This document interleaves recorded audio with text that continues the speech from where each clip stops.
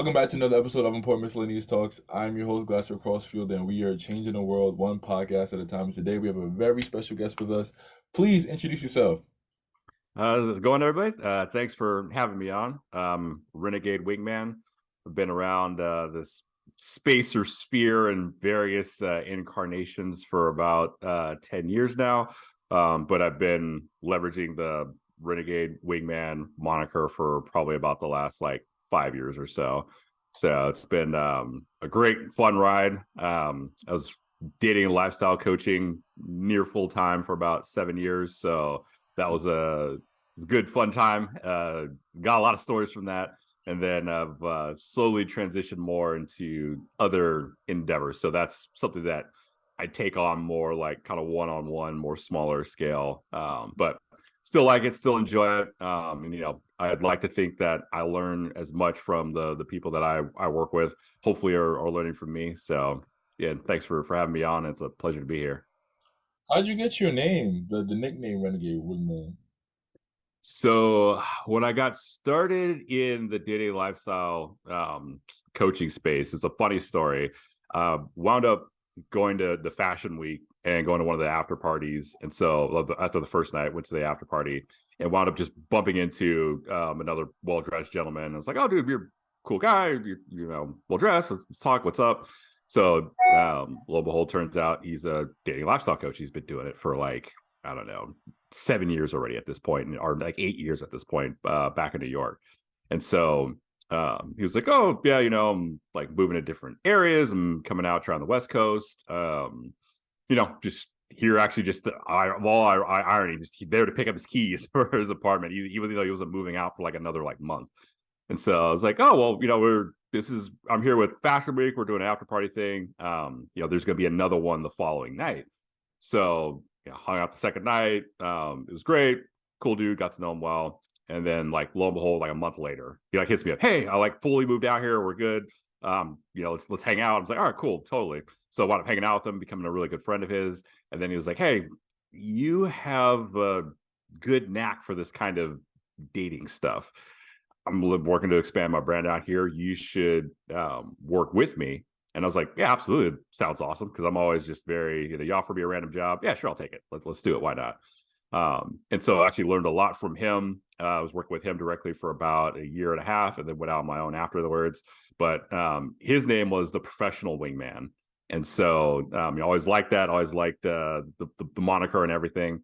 So when I was formulating and postulating, all right, what kind of name should I sort of come up with? Just kind of the name Renegade kept popping up. And so for me, it's because of my personality.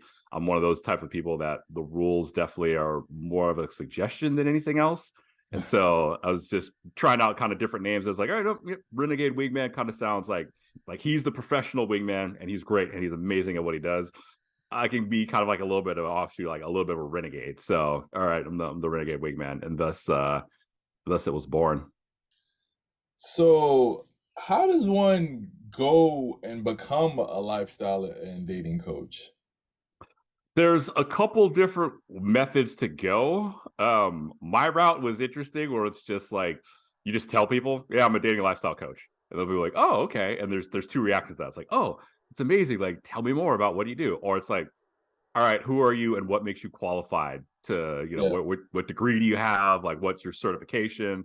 And so I always, tell people that, "Hey, I'm just good at connecting the dots. I'm not that smart of a guy. I just happen to pay attention. So I'm pretty good at connecting the dots and figuring out, all right, you're here at point A, you're trying to get to point B, but what does that actual pathway look like?"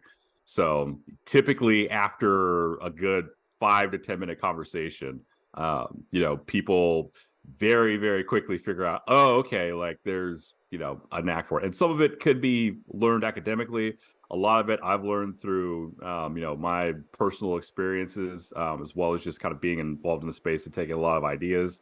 And I think it comes from, yourself and you have a little bit of self-mastery that really helps make you more effective.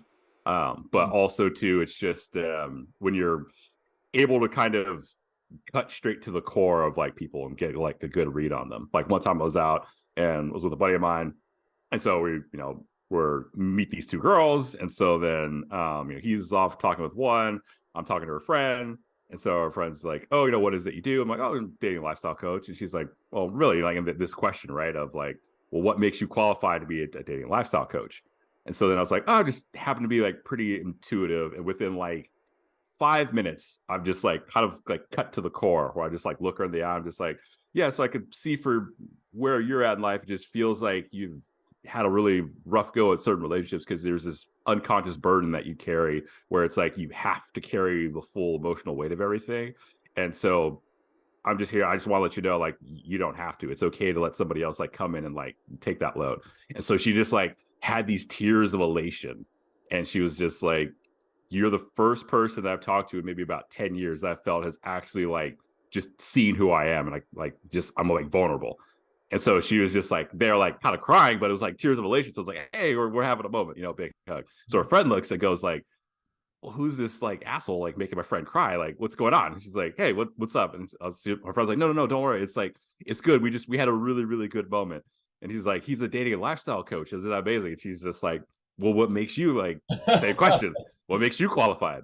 So like, all right, well, here we go again. So then within like, another 5 minutes, now her friend has like tears of elation because I've like given her like a quick little readout and reading. My friend was just like, dude, like, what's going on here? And I was just like, oh, don't worry, like we get this part out of the way so that we can then have like a great time, like, the rest of the night.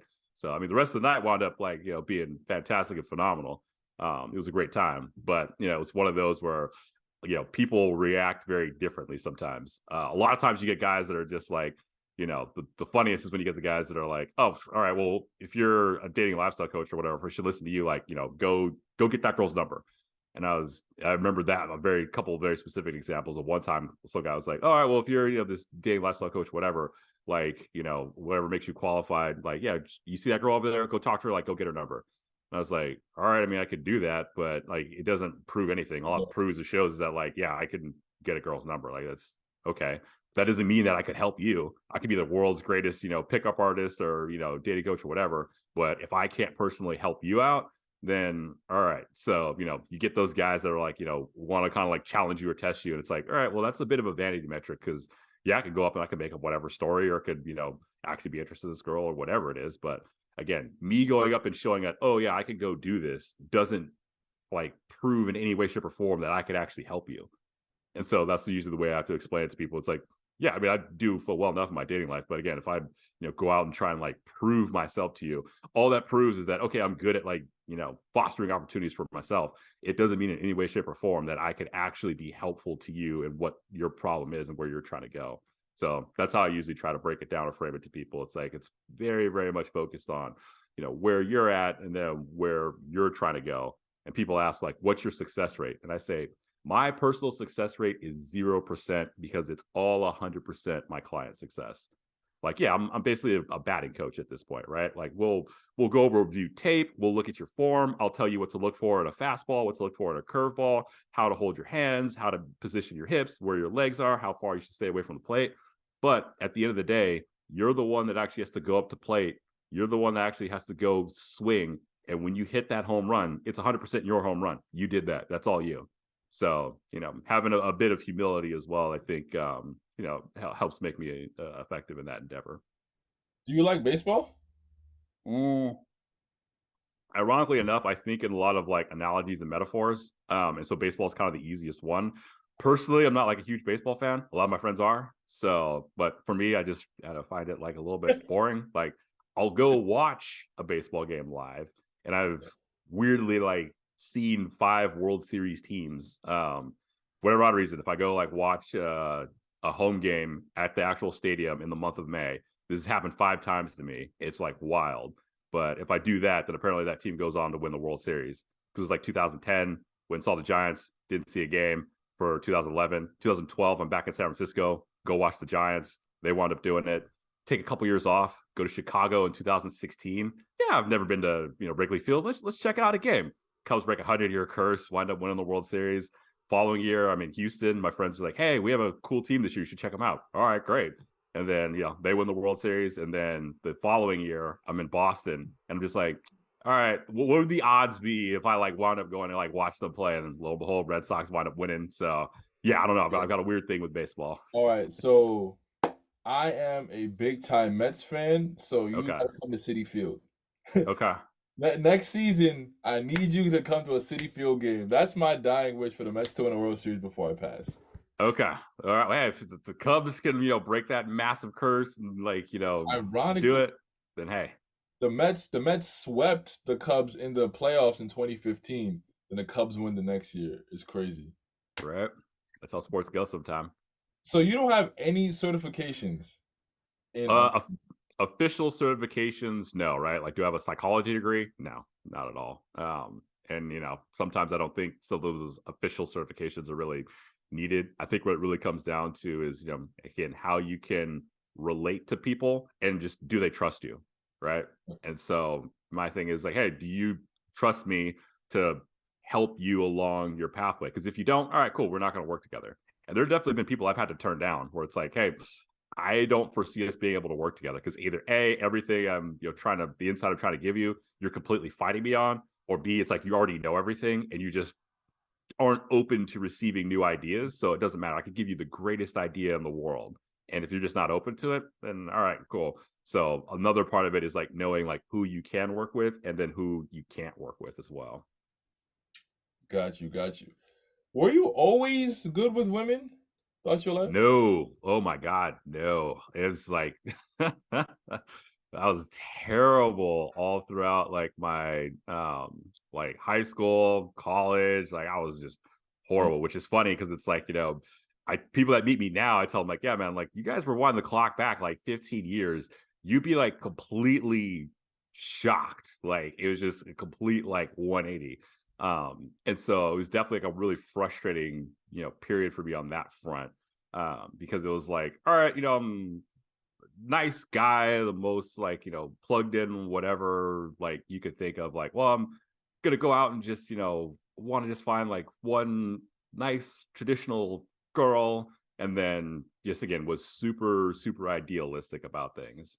And so I got to a point where I think it was like 27. I was like super frustrated. I remember the defining moment was I took this one girl out on a date, and it was like dinner and a movie, and the date wound up costing me like 100 and I don't know like $40, which like at the time was like, oh my gosh, this is like a lot of money for me, right? It's like fuck, $140, like, and like didn't even get a kiss goodnight, right? And so I'm like sitting there thinking to myself like, all right, I get that this girl doesn't like owe me anything, but there's got to be a better way. Because if I'm like, going through this whole grand effort and grand gestures and all this, that, or the other, and like just nothing is happening, and there's a long track record of nothing happening, then it's like, all right, I need to like figure this out. So it's like I took a very concentrated effort over the next like really 2 years, like really just get the baseline in there. And then by the time I was 30, I was just able to like really hit the ground running and just like haven't looked back. So, if you would have like, rewound the clock back to like, when I was like in my 20s, and as the saying goes, right, it could be raining titties outside, and I'd look up and just get a sack of balls in the face, right? It's like, man, I couldn't buy a second date like if my life depended on it. And the hard part was like I'm a tall guy, so being tall, there's like nowhere to hide because it's like How tall are you you? stand out more. I'm 6'6".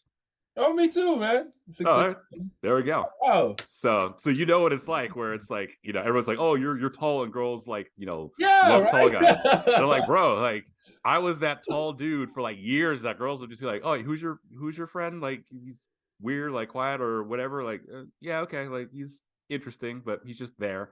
And so it's like magnified effect because it's worse because it's like you have nowhere to hide. Like if I was just a normal height, right, I could just blend in. It'd be great. But now I'm just like this tall guy that just stands out, and I'm terrible. So now like it magnifies Yeah, everything. yeah, So it's yeah. like, all right, I got two choices. I either like just stay at home forever, or I like have to get good at this and own it. And so, by doing a lot of knowledge seeking and, finding a lot of different, virtual kind of coaches in the space, um, I was very, very fortunate to be able to like take a lot of their different ideas and extrapolate them and put them together in order to figure out what really worked for me. So, I by happenstance discovered like everything that was kind of in the space when my friend sent me Rollo's infamous SMB graph. And he was just, we're just having some random conversation. He sent that to me, and I was like, hey, this is like pretty cool. Like Rollo Tomasi. All right, interesting. Like there might be some stuff here. And so this was back in the day when it was like blogs were the big thing. right? So it was like, I remember looking up on it. It was just like his newest section was like, oh, the rational male, like year 2. And so that should tell you like how, how different the time was back then. So I was like, oh man, like this is like awesome. So I wanted like going through and it's like, okay, this is a lot of theories. So there's a lot of good ideas. And then through another blog that he was recommended, there's this guy by the moniker, I doubt people know who he is now, but his name was Christian McQueen. Awesome guy, wound up befriending him. I got nothing but good things to say about that guy because one, I learned a lot from him and a lot from his blog, but also two, as a friend, he definitely has helped me out personally a couple times. So if you're watching this CMQ, like, don't think I've forgotten. Like, I very, very vividly remember. So I got something coming for you soon. But being able to merge that theoretical with the practical. And then there was another blog that was influential for me, which was this other guy that not a lot of people really know this day and age. His name was Goldman, and he kind of had like the artistic twist on things. So like kind of figuring out like the nuanced art of everything. So kind of adding a little bit of the meaning. So you had like kind of Rollo, that was like kind of the cerebral or the theoretical. I had Christian McQueen, he was definitely very much the practical. I mean, like one of his ebooks was like the strip club Bible, where it's like, hey, how to go to a strip club and like pick up strippers or whatever. And then you had this third guy, Goldman, who was kind of like the nuanced art or spiritual side of the whole equation. So piecing a lot of those influences together then allowed me to really see some personal transformation in myself, and then being able to kind of leverage that to where I am now. So, rewind the clock back 15 years, if you would have, told me like, yeah, at some point for 1 year, you'd be like going insane. And for 2 months, you'd, actively be dating and hooking up with 14 girls at once. And then when you decided to slow down, you'd wind up having like, 2 full-time girlfriends you'd, chase girls together with for threesomes. I'd be like, all right, what are you smoking? And what science fiction future is this? Like, there's no way this could possibly happen. But lo and behold, that was like definitely my 2020. So it was a very, very, very fun time. And so that's why I tell a lot of people, is like, hey, look, like, you look at me and you see like everything that, I'm, confident. I got like some charisma. I can, have some physical presence, and like, I can own sort of like my space as well as my energy very well. But all of this is the end result of a very, very concentrated and dedicated effort to make that step and stride towards self-improvement. And never underestimate how quickly you can change or improve or level up when you're making a very, very active, focused, concentrated effort. Because it was like, yeah, there's plenty of times I'd had to like, go out on my own and figure it out. And so really coming into my own, where there's some nights where I was just taking conscious notes, where it's like, okay, like, I'm out here, I'm by myself, my night is really in my hands, right? I can either not talk to anybody, or I can go out and socialize and just like see what happens, right? And then again, there was some fine tuning where it's like, okay, I'm trying out like, just being like a little bit more cocky. Okay, now I'm coming off as like very arrogant. So I'm like going a little bit too far on this side. Let me rein it back. And other nights it's like, yeah, I want to like talking to 2 people when I should be talking to like 8 or 10 at least. So, okay, let me like, get a little bit more outside that shell. And so again, just really being comfortable and confident in my own skin. That's what, has kind of enabled me to be where I am today. But it was definitely not an easy road. Because I mean, especially in the early days when I was, blogging back when that was like a thing, 90% of my content was all talking about like my failures and all the times that like I, either bombed or sucked or things just didn't go my way. Because like that's where the real learning comes from, is like when things don't work out for you. It's great when you get the win, but the wins mean so much more when, it's like you bomb 9 times and that 10th time it's like, oh, okay, cool. You meet someone you connect with and you're having a great time. So that was a huge, huge part for me in the early days, was really focusing on like, yeah, these are my failures. Like, yeah, you see this now, but again, rewind the clock back 15 years, completely different picture, completely different scenario. And so, the other thing I tell people is like, again, especially guys, they're always fixated on like, what's this one thing that I can do? And like the answer to that question is always all of it, because they always want to pinpoint one thing that's going wrong, right? It's like, oh, well, you're a tall guy. Girls like tall guys. Like that buys you like an extra like 2 seconds of actual like, potential interest. But if you have like no game or nothing, then you're just, all right, cool. You're just a tall dude that's like blending into the background, right? Or, oh, they like guys that like have money. It's like, dude, I know so many rich guys that like have like can't talk to a girl, and girls just they don't find them fascinating. They'll be interested in like kind of the lifestyle they can provide, but at the end of the day, they're nothing's really like happening that's actually meaningful. So it's never like one thing. It's always you gotta constantly work on all of it. But the fun side of it is that it creates this kind of positive feedback loop where it's like, all right, I'm going to the gym and I'm getting like physically in shape. Now I'm like my mind is sharper, so now I'm like making more money. Now my money is like sharper, so now I got more confidence, like subconsciously. And then that's like feeding back into, all right, more confidence, I'm going to the gym. And like, so it all really like builds up and escalates, but it's a building process. So as I tell people, it's like, yeah, the number one thing you need to focus on is all of it. Interesting. Yeah, so a lot of people think that, you being tall, like women just flock to you, like they're Oh just yeah, oh pretty. my God, tall guy, please just sweep me off my feet and let's go. Like, no, like, it's just not the At all, reality. at all. And I try to tell people that, and some of my 5'8" friends are envious. I'm like, bro, honestly, there's nothing guaranteed but back pain, really. Yeah, exactly. And the biggest like playboys I know, or the guys that do the best, are always the guys that like I have a couple buddies that are like 5'6", like 5'7". Like my one buddy, he was like 5'5", and he's like, I'm 5'5", and my attitude's 7 feet tall. And I was like, all right, bro. Like, and he would go out and just like crush it. Learned a lot from that guy. But it's one of those things where it's an easy thing that's like kind of like a easier excuse. But it's like, dude, if you really think about it, break it down, how do you approach a girl if you're a tall guy or you're a short guy? It's the exact same way. If you're 6'6" or you're 5'6", you still got to go talk to her. Still got to have bravado. You still got to have like your swag on point. You still need to have your life together. So it's literally the exact same thing. It's just there's different cards, right? So life is a lot like the game of poker, where yeah, we all got different cards, and when you go out at night, you don't know like what cards are going to be placed before you that night. But it's about how well can you play the hand that you've been dealt. And we all have different advantages and very different disadvantages. But height is definitely one for guys that it's like, like for girls, right? It's like, oh, she has like bigger boobs than me, or is like, prettier than me, or this, that, the other. And there's things that they can do to like, really change that. Guys, it's like, oh, like this is my thing. It's stuck. So it's like, all right, cool. You can't change it. You might as well just embrace it. Because again, the fundamental of what you have to do, it's still the exact same thing. And again, like you said, like believe us, like if anybody is out there that's like under 6 feet tall, believe us, it is still the exact same way. Being tall literally only buys you at most another 30 seconds of potential interest. That's about it. Yeah. But outside, like the same thing with like, supercars. Guys think, oh yeah, like I got like some crazy car and girls are gonna come up and like, oh, just be fawning all over you. It's like actually like not really. That buys you an extra 30 seconds of interest.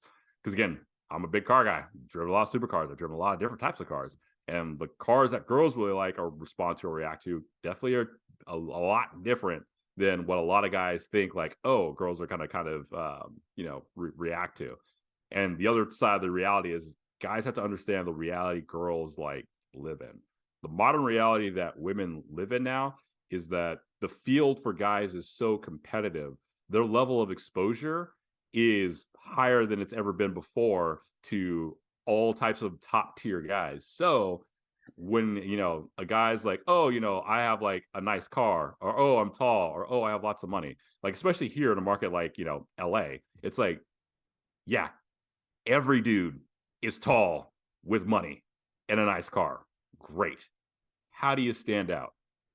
What's your unique edge, right? Because the reality, especially for in bigger markets like New York, Miami, LA, it's very much like, oh yeah, ever since they turned 18 and had Instagram, like every blue check mark ever has been like sliding in the DMs or whatever it is, like constant attention from like top tier guys all over the place.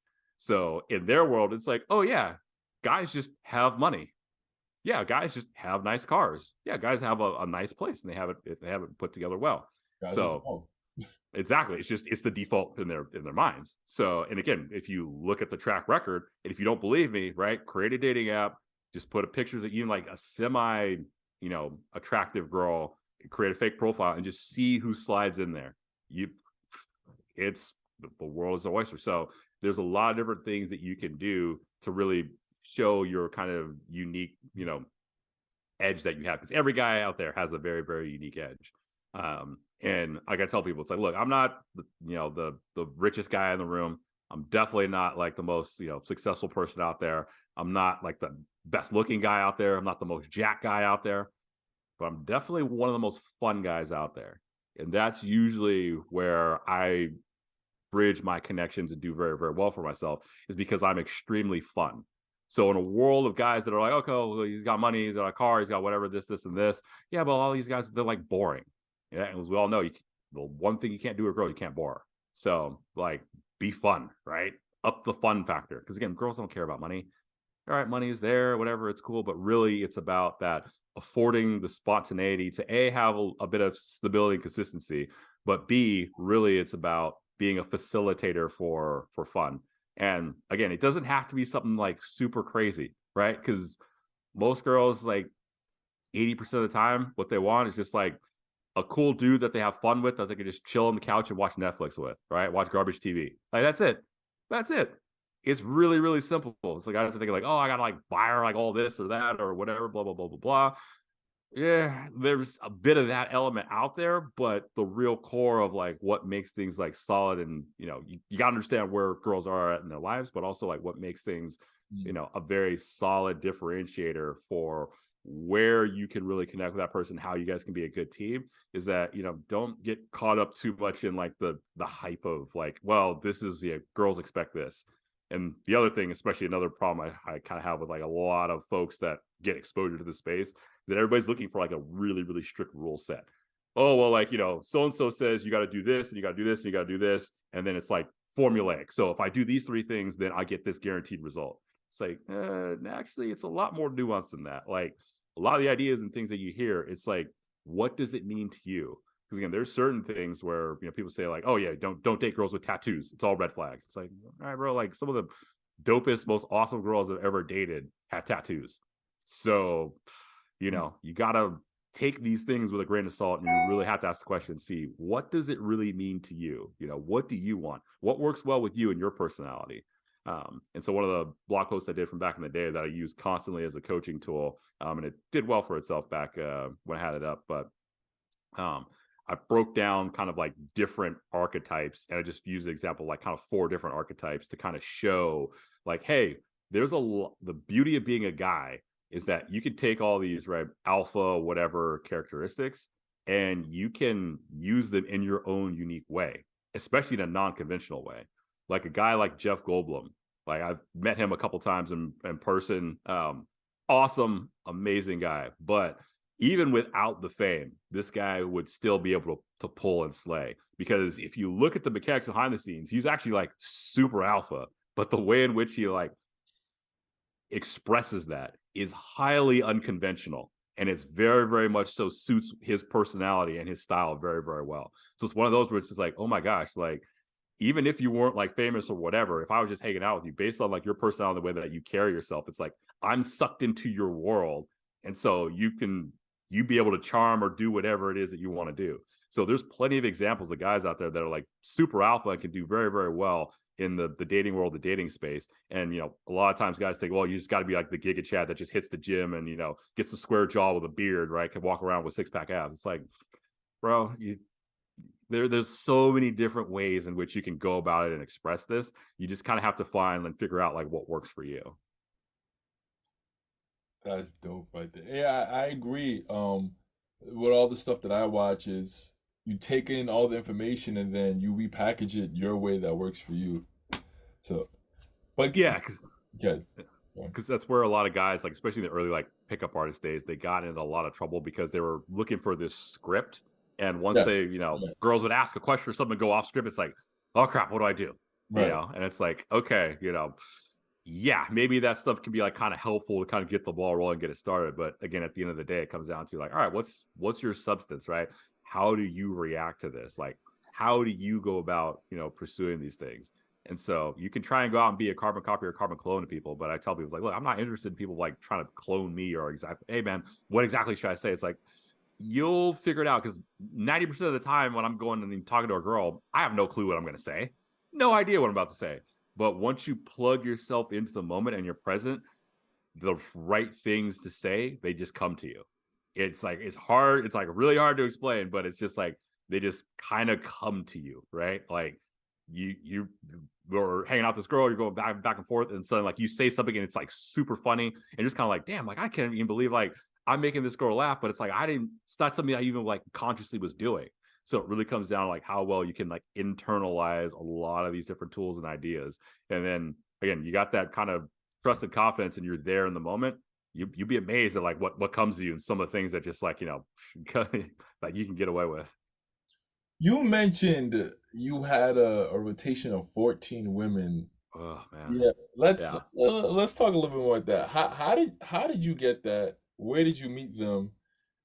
And how did you maintain that? Lord, that sounds stressful. It was an insane. I will say it was epic. I would not recommend it to anybody because it was absolutely insane. Like just look, even in the middle of it, I was like, this is pretty insane, man. But I'm having fun, so all right, cool. But it was also it happened during a very unique window. So it was like 2020. There was a global pandemic, and I just kind of chose not to participate in that. So I was like, all right, like there's going to be a unique window where the playing field is truly level. Everybody's going online. All right, let me, actually invest in like the online side of the equation and like figure this out. So that's where like, 95% of the girls I came from were just online. So that like Dating really app? helped. Yeah, dating apps, a ton of them. So I got all of them, everything. I could definitely like tell like which ones like work super well and which ones are like, eh. And so, you know, meeting, so it's easy to one message just a whole bunch of people like at once and just work on refining like the text game skills, because when it comes to online dating it really comes down to two things: your picture game and your text game. Most guys kind of get the picture game like either really wrong or they get it pretty decently, but where most guys really mess up is on the text game because they don't know how to translate their personality into text, or they make up some like fake personality that they text with, and then when the girl actually meets them it's inconsistent, and so girls will be like, all right, like texting he's like a wizard, but then when I meet him in person, he's just kind of like the man behind, the curtain in the Wizard of Oz. He's just like a little bit of a, yeah. So being like able to translate that personality through there can be really, really helpful. So that was a, insane, crazy time where fortunately with like the shutdowns and everything, like there wasn't too much to like really like dates were easy. Yeah, whatever. Come over to my house. We'll pop a bottle of champagne and we'll watch a movie. Like the first 2 weeks, I don't know, I hit up like 15 girls and wound up hooking up with 11 of them on the first try.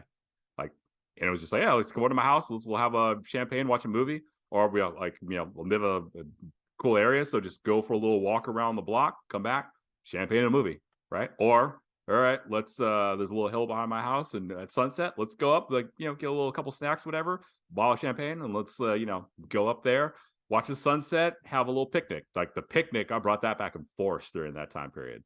Ha! So my two biggest expenses of 2020 were champagne and laundry. Like, oh my god, those expenses went up like exponentially.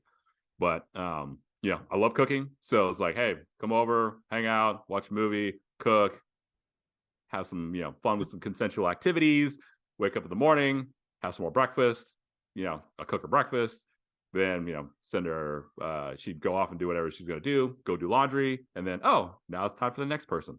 So it was very easy to manage and schedule as well. But that lasted about 2 months, and then I was just like, all right, this is just like a little too insane. But also too, like when you're dating multiple people, the cream really does tend to rise to the top.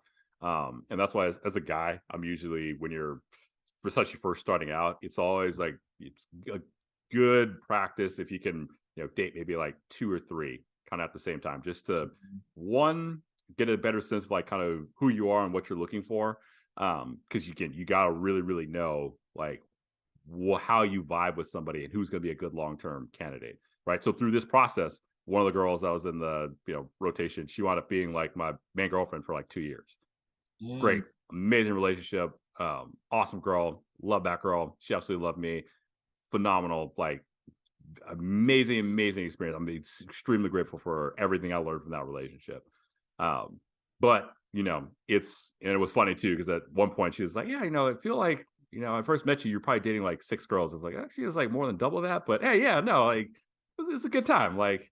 But girls can like kind of sense it. But interestingly enough, like if I'm dating multiple people, I'm actually better in like to each one individually because I'm much more focused, but also like all the little minor things that might bother you, they don't bother you.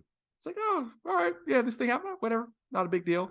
Because we're gonna hang out like twice a week, and then I'm gonna hang out twice a week with this other person, and so it kind of like dissipates the energy a bit, right? Whereas like if you're with that one person constantly, then like the positive energy is there, but then the negative can really build up and like multiply. And so that's where again, depending on what it is that you're looking for, but in the early stage, we're trying to figure stuff out. Yeah, date several different people at the concurrently, try to manage it, and one, you get really good at time managing it, but then two, you also get really really good at just like managing and kind of balancing yourself out. And again, it's not for everybody. You got to ask like what is you want. For some guys, all right, just one girl, perfectly fine. All right, cool, great, by all means do you. But if you're going to go like more of the, I guess, playboyish way, then the biggest thing I can say is just you got to be upfront about stuff. Like, thing is, like, never lie to a girl. Like, it's just I don't know, it's too much headache and hassle to upkeep. I'm lazy. I don't want to like remember like 20 different storylines or threads or whatever. I'm just like, look, it's just, hey, this is who I am. So what also made it really easy was just being upfront about it. It's like, hey, I like you, we're cool, but I'm seeing other people. It's just, it is what it is. I really like you. If that's not what you're looking for, then by all means, like, do not let me stand in the way of you finding what it is that you need, right? Mm-hmm. And so then you'd be amazed at like how many girls are like actually down and we're like, all right, now let me compete and like fight for being more involved in this guy's life because he's clearly got options. And girls are very competitive, and girls love nothing more than beating other girls at something else. I get with my main girlfriend, where it's like, yeah, I mean, so you have to, how many girls exactly were you seeing? It's like, I don't know. It's like, it was a lot. She's like, was it more than 10? It's like, yeah, it totally was. But you know what? Really matters? You beat out every single girl because you were the most amazing person I've ever met. And then boom, it was just like conversation was done. She was like, we were into it, moved on, we were good to go.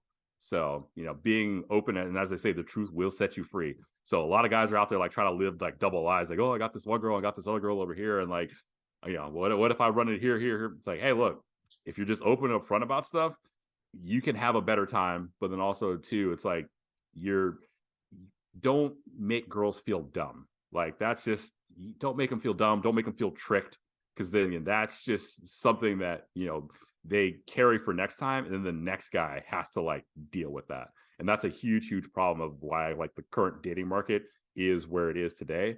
I'm a huge proponent of like, look, yeah, we have our opinions on guys, their opinion on girls, but like equally, both of them have their issues that have led us to where it is today. And on the guy side of the equation, definitely one of the biggest things is a lot of guys have either just A, dropped the ball, or B, they just haven't been like that honest with themselves or with their girls. And so that's just led to a whole host and variety of issues where now it's like, all right, well, now, the nice guy that comes along that wants to date this girl, well, now the last, like, 3 dudes were completely, not honest whatsoever. So she's going to go in and like have her guard up so much more. And it's going to be more scrutinous of things and actively looking for things and poking holes. Well, it's because of, the dudes before that like left that imprint. Because, I mean, I'm sure you've experienced this too when you date a lot of different girls. When you meet girls that are very, very much like newer into the dating market, or don't have like too much experience, or have those key defining relationships, it's amazing because the world is a bright, brand new place that's fun. It's like adventurous, things are new, they're exciting, but also it's one of those things where you realize like, oh my gosh, like, okay, I have a lot of like control in this situation, and it's my responsibility to kind of guide this. So I can't drop the ball here. Right. So it's like, because again, if you are that guy, right, that like completely like does something out of pocket, then the emotional mileage that you're doing to this girl has a very, very long lasting rippling effect. And we've all dated those girls that it's like, I met you 1 or 2 relationships too late. We could have had like a really, really awesome thing, but you're 1 or 2 really bad relationships beforehand. I just got you a little bit too late. That's a fact. There's actually a lot of them like that. So, but most importantly, did you catch COVID during that time when you went on a rampage? No, none. Wow. Yeah, God nothing. God bless you. I know, right? I was just like, all right, well, my guardian angel's like looking out for me and something, but yeah, it didn't happen. I got it like once, like in last year. When I guess I got in LA, like I went to Vegas, checked in the hotel room, took a quick nap, woke up feeling like death. And I was like, oh man, I can't like smell or taste anything. It's like, oh, yep, that's a pretty bad sign. And so then was like out for 3 days, came back to LA, and then like I was recovered after that. So I was like, all right, that was a bit of a weird. I just went to Vegas to go quarantine in a hotel room, but all right, cool. All I was drinking was like orange juice and eating trail mix. So I didn't die. Like it was like the worst Vegas trip ever. But hey,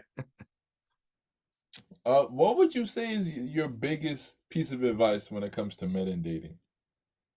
uh, I mean, and this goes for men and women, but definitely for guys, I'd say like one, be open to allowing people to surprise you for sure, because a lot of times we have a lot of preconceived notions, so we just right guys, especially when they start looking up a lot of different content and stuff. It's like, oh, this girl is like interested in me for my resources or for this or for that or for X, Y, and Z. It's like, dude, just you're there with a girl who's interested in you. Enjoy the moment. Be present.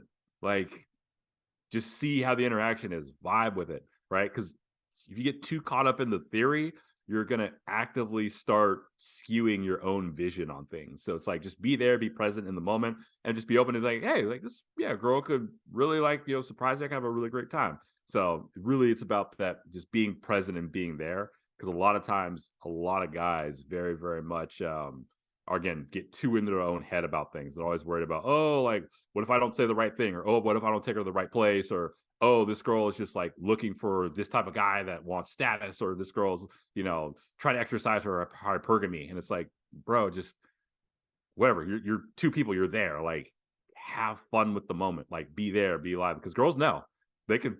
Girls can tell. Like, every time you have like something majorly going like on, like especially like on the business side or like finances side or something, and you're with a girl, she can sniff it. Something's different about you. And it's happened to me where it's just like, man, like, I'm there and like I got this, problem with this business and I'm like losing money on it, or like this deal isn't coming through. And then, girls are just like, hey, like, what's up with you? And and of course, then that's also too when they like want to like start either like picking at you, or like starting like try to start some fights. And then that's where you just gotta be like, hey, look, I just kind of have like this going on, so I just like kind of need to clear my head, recharge my energy a little bit. And if you or the girl that's down, she'll support you. I mean, like for the ladies out there, the number one most attractive quality that you can have for a guy is just that energy and presence of support. Like, so I mean, we've all seen the new Top Gun, right? The new Top Gun Maverick, which is an epic movie. But there's that part right after like Iceman dies, and he just like lost the position, is getting kicked out of the Navy, and so he goes, to go talk to the girl, and he's just like, yeah, it's all over. And so she just looks at him and she just goes, "You'll find a way to figure this out." Like that little simple thing right there, that simple scene, like ladies, just watch it. That's literally all a guy needs. It's all he needs. It's just that little bit of encouragement and support, and then boom, he will work wonders. Because the thing is that men and women, we really are a truly complementary system, and we work so much better together. And when you have a girl that's like down for you or like views you as Superman, you have no choice but to be Superman, because as a guy, you're like, I can't let this girl down. So yes, I'm going to go steal a multi-million-dollar military aircraft and go pull some crazy, insane, impossible maneuvers just in order to like be like, hey, look, I can't let this girl down. I mean, I definitely know that for a fact myself, where I've had girls that just look at me like, oh, like you are the man. And it's like, well, now I have to be the man, and I cannot let my girl down. So having a great girl in your corner like pushes you so much further than you thought you could do. Because there are times where you either would like give up, or you just like get stressed out, or you'd want to like go around it, and you're like, wait, no, I got this person that's just looking at me like I'm Superman. Well, shit, I better like learn how to fly or do something, because I cannot let this girl down. And so that's where having those, where we work super well together, because girls, especially a good girl, knows how to bring out the best in you. And it's just that very small, like simple little thing. That's all we need. just that little bit of encouragement. Like, don't worry, you're going through whatever, you'll figure it out, you'll handle it. That's dope, man. That's dope. Would you say that you're interested in getting married? So that's always a funny question. Um, as far as like, the government goes, I've never been in that position where I'm like, hey, I love you so much, let's get the government involved, right? So as far as like a official state marriage, because again, even like what about like, inheritance, all that, you can settle it up with a trust or a will. That's easy enough. Um, so for me, as far as like governmental marriage goes, it just doesn't appeal to me because as a guy, especially, there just doesn't seem to be any real advantage. Like, name me one advantage that you get by having an actual legal marriage that you wouldn't have otherwise. Maybe a couple of tax benefits or breaks. It's worth I'll pay the extra money, like as a single individual, not to deal with the potential ramifications of, hey, if it goes south, it really goes south. So in that sense, no. But would I be open to like definitely having like a long term partner? Yeah, absolutely. Like me, I know myself, so it's like, hey, monogamy, it's just not necessarily going to be my cup of tea. There's always going to be like something out there. But and again, this is where my last relationship, which is 2 years, 2 years, 2 months, and 13 days. So we had a really, really good solid run.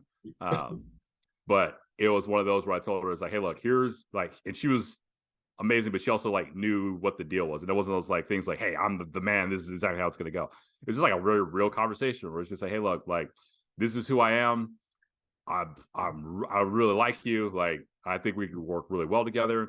I'm not saying we need to get married, but like, I could definitely see us like planning out a good strategic future together. And this was at like roughly the 1 year, 8 month mark. Where it's all right. I see that there's like a really good like future together.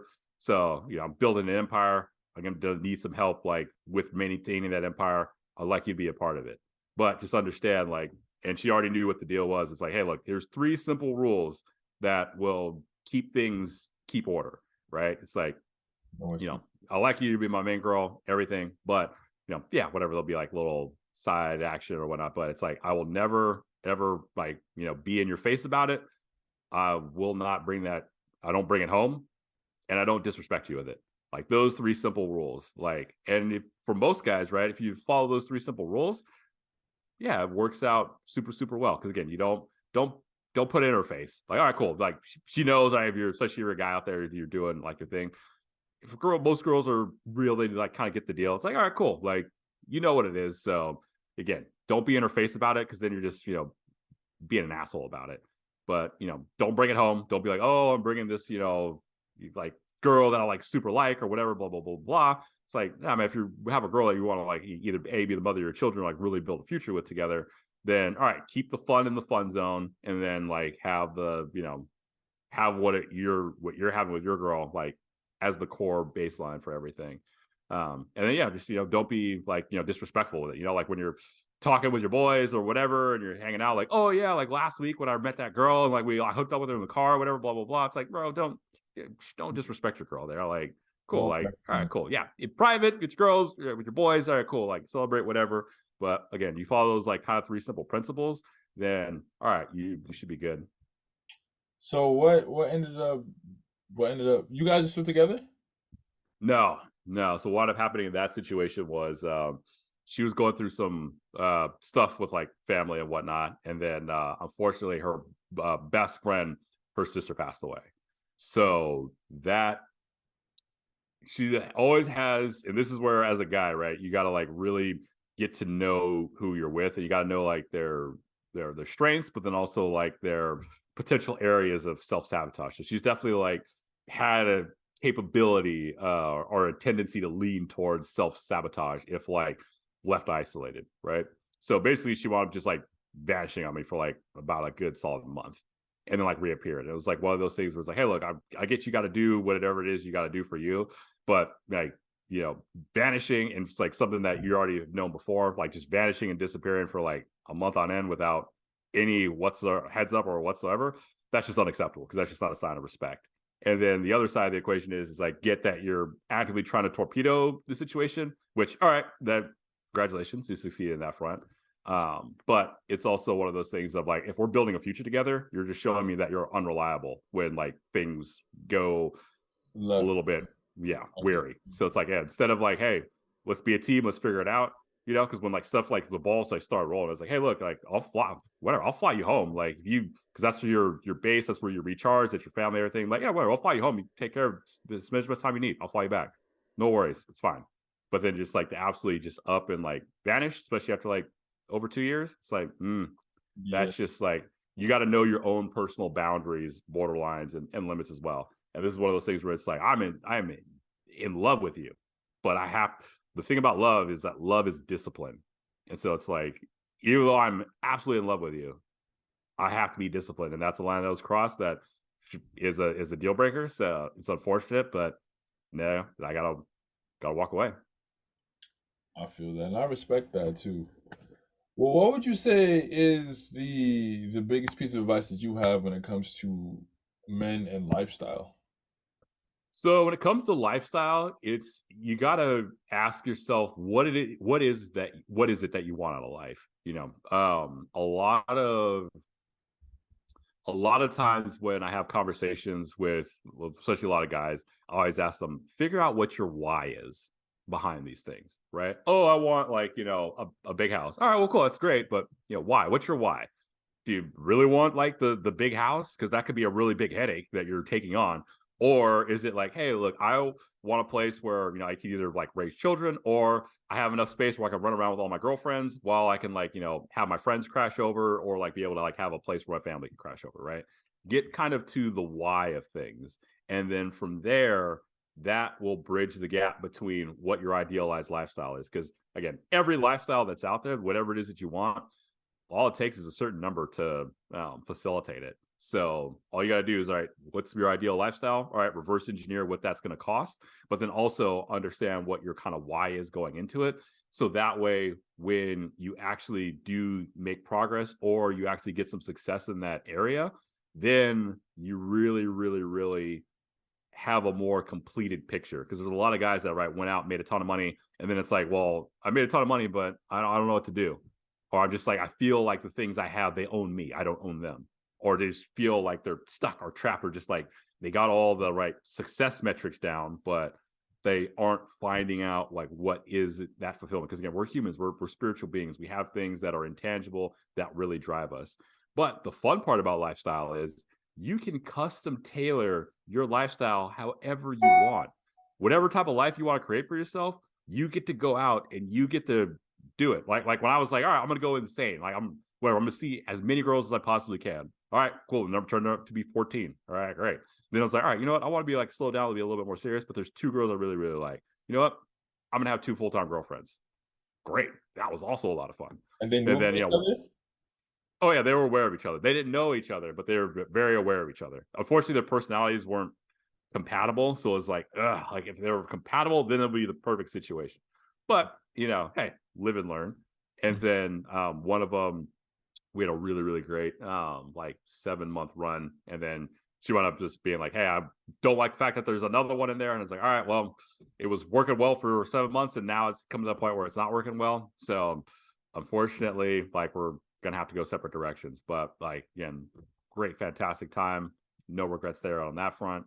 But again, it's like you can custom tailor your life to whatever scenario you want to have. And if you understand your why, it's like I was explaining it to my one friend where I was like, dude, you know, you're married with one wife, and like this year I've had like 14 girls like actively that I've been dating. I've had two full-time girlfriends.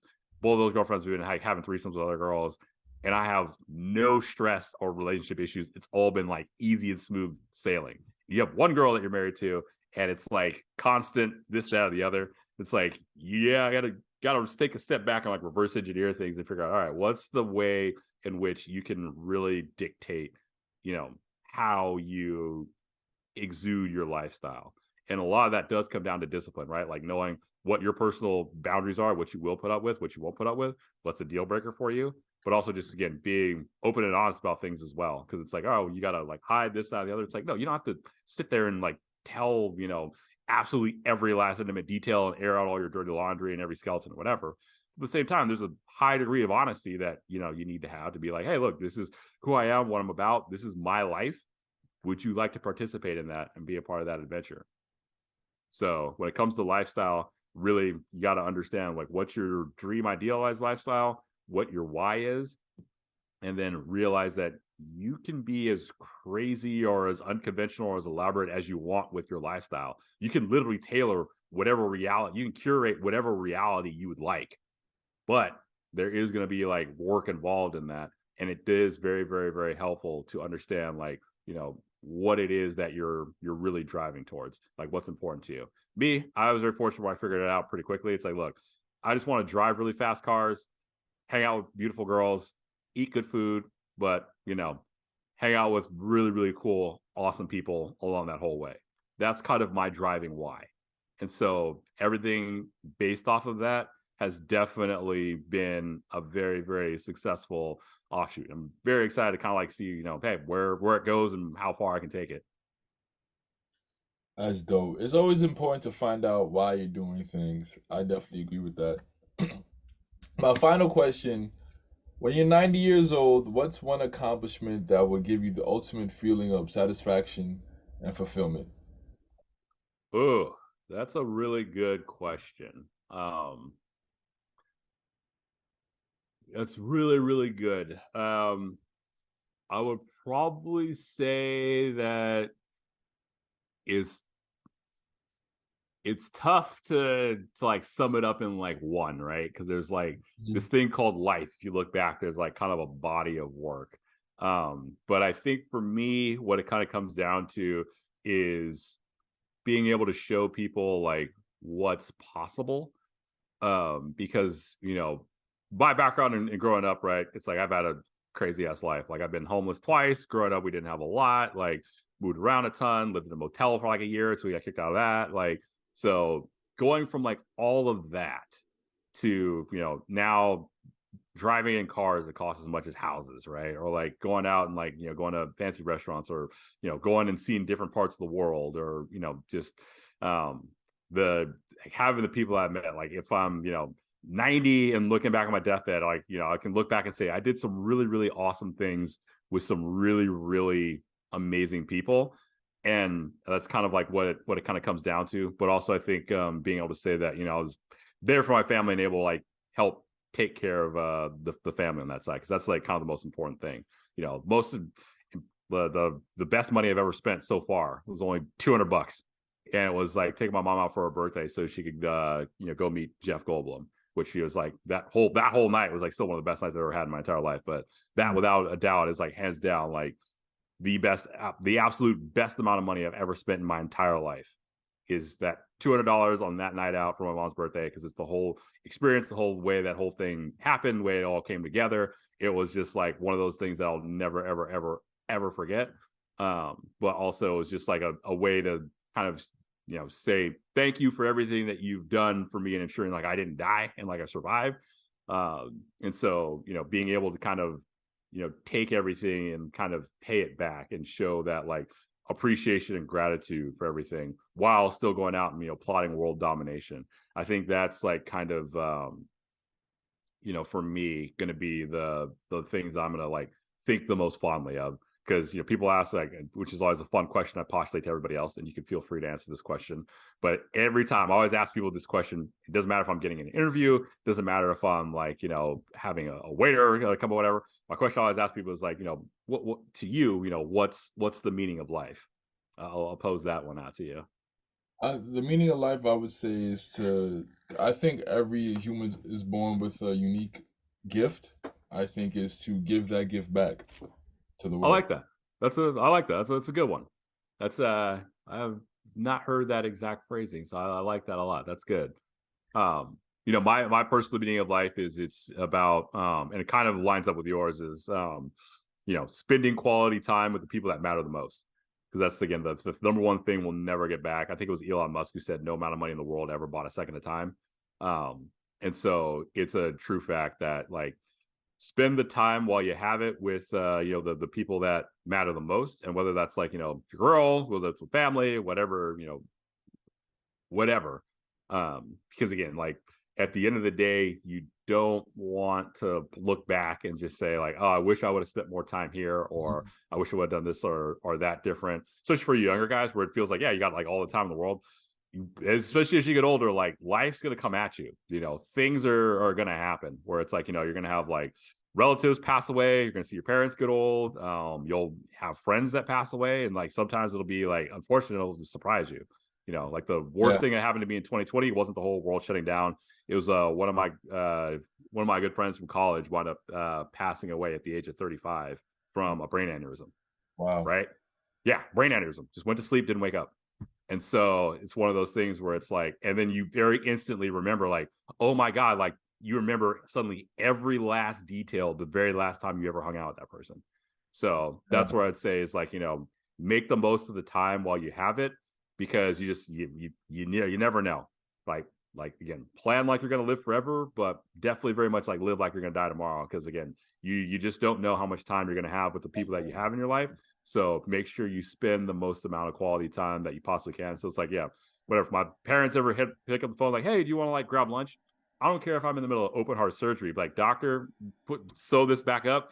I go have lunch with my parents right now, because I just know that it's like there's going to come a time where I'm never going to be able to do it again. So, that's what I say is, spend quality time with the people that matter the most. I'm writing that down. Plan like you're gonna live forever. Live like you're gonna die tomorrow. Oh yeah, a man much wiser than myself told me that. So, and that's the other thing, especially for whoever you are, whatever stage you're at in life, like especially when it comes to curating like lifestyle, find mentors. I would not be where I am today if it wasn't for a lot of very, very key influential people in my life that definitely helped me either A, keep my head straight, but B, like help me figure things out. Because what's great about mentors is that they can cover up a lot. They can add coverage to a lot of your blind spots. Like we all have blind spots out there, and so sometimes we focus or here or here or here, but they can kind of like take that step back and like, hey, you're not going to see this coming. Pay attention for that, or this is going to come at you sideways, not straightforward. And so that's where having mentors is super super helpful, whether it's people that are virtual, which is the great thing about the internet age, where you can now connect to people all over the world, or again like find people's podcasts or content, whatever it is, or in your personal life. But especially whatever it is you're trying to do, someone out there has lived it or is like much further ahead than you. So again, seek out those kind of mentors, and again, get a good understanding, and they're taking this perspective, learn from that wisdom, because there's this collective history of humanity. And so, as they say, the cheat codes to the future are very evident in the past. And so, if you're talking to somebody that's a bit older or a bit more experienced in a particular area that you like, hey, you like real estate? Cool, go talk to a guy that's been in the real estate industry for 20 years, right? So, finding those nuances, those insights, that will really help you in your own personal life and your own personal development get further ahead.